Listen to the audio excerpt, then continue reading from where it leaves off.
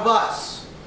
In 1991, when she was getting out of law school, she managed the election campaign for a guy who had a lot of black hair and hair on his face, who was running for the House of Delegates for the very first time. In 2005, she managed that same guy's campaign when he ran for Attorney General and lost by just a smidgen. Just, to prove that votes count, every vote counts. I lost that election by 360 votes. To prove that every vote counts and that a lot of people stop after the top vote. If the people in Charlottesville and Albemarle County that voted for Tim Kaine had voted for me, I would have been elected that year.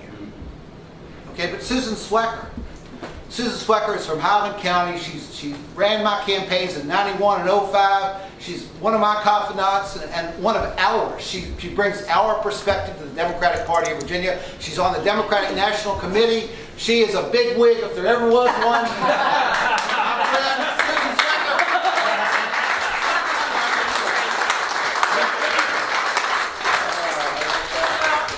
Thank you, Creigh.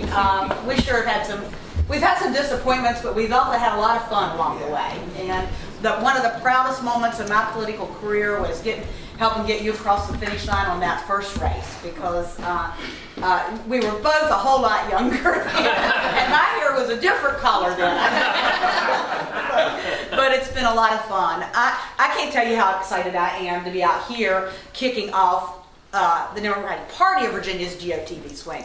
These guys have been at a lot of events, but this is the first one that I'm doing, the beginning, the official. And I like nothing more than to start out in sort of my home territory. Now, I'm not as articulate and polished as these fellas, so I'm going to cheat since this is my first outing and look at my notes just a little bit. I'm going to practice on you all. The first thing I do want to recognize a couple people. Deb Baum is our 9th district, fantastic chairwoman, and she's made it all the way up from Forge County. Working hard to really reinvigorate the fighting 9th, and I think she's probably put more miles on her car than I put on mine since she's been chair. So thank you, Deb, for coming up here today. And we have our former Secretary of the Democratic Party of Virginia, Steve Bunn. I do want to again give a shout out to Josh for his help, and Joe Wood, chair and I'm not going to couldn't be here today, but I did get an email from him saying he'll be back, he and Susan, and they want to help with rides to the polls, so on election day. And all the folks like Sherry, I want to meet you and chat with you a little bit, but all that work you do with the huddles that are going here, the little huddle groups and stuff, have really been so great, and I love to read what you are doing on that. Now, and Bob Booth, yay union.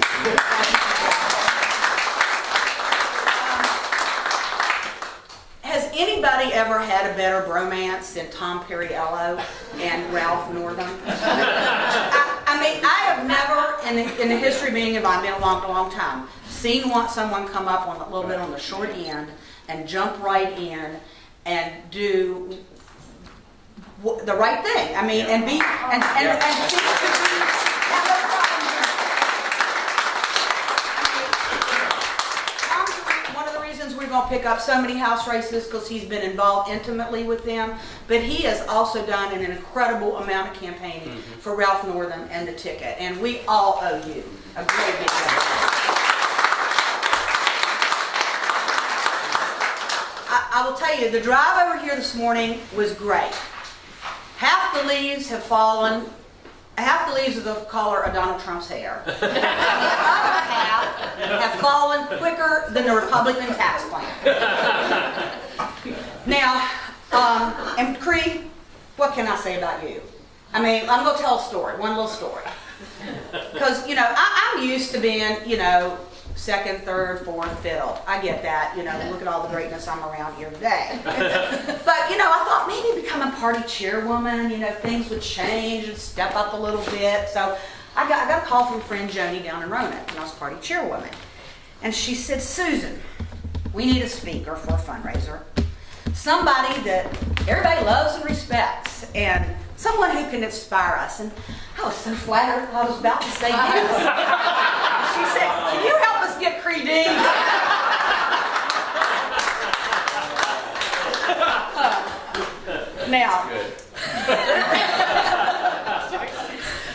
Now, I'll just say a few points because we all want to drill in and we all know this is important. This is the first important election that is going to set the stage for 2018 and beyond. So I've gotten to know Ralph Northam pretty well over the years, as I have Justin and Mark Carey. I don't think, though, I have ever seen a choice or contrast between all three of our nominees and theirs. Ralph Northam will be that brick wall. I know you hear Governor McAuliffe say that a lot. You know, I've been a brick wall fighting to make sure women's rights are protected, discrimination doesn't happen in Virginia, and so forth and so on. But Ralph Northam is going to be that brick wall as well. Ed Gilespie is committed to taking away these basic rights. Ralph Northam stands up for the people of Virginia. Ed Gilespie rolls over for Donald Trump. In fact, if I had a dog that rolled over like Ed does for Donald Trump, I'd win America's Got Talent. So the bottom line is Ralph Northam, pediatric doctor, Army doctor, is somebody that we understand. You know, he's like us, grew up in a rural area and never forgot where he came from. Product of good public schools, able to get a great education down the road here at VMI and then Eastern Virginia Medical School. The Commonwealth gave him an opportunity to succeed, and that's why he's led a life of service. So now he's running so that every Virginian can have that same opportunity, no matter where they're from or who they are. He wants to make sure every Virginian, and this is definitely will impact our home area back here, every Virginian has the skills to get a good paying job. He's the one who led the charge to kill Jill Vogel's transvaginal ultrasound on the other side. Standing with Terry McAuliffe, he has helped bring in 215,000 new jobs to the Commonwealth. And in the past 9 months, he has stood up to Donald Trump's insane, and I mean that, insane effort to take health care away from 30 million Americans. Simply put, unlike Ed Gilespie, he's not afraid of Donald Trump. But he can't do it alone. He needs that dream team of Justin Fairfax and Mark Carey to keep us moving forward. So it is about, when you said Colin and Holland, it made me think about Linda Ross, because that's like her line, what she always says. But that is where we are right now, because I never want to hear about Ed Gilespie, Jill Vogel, or John Adams again. Please help take those names out of my vocabulary.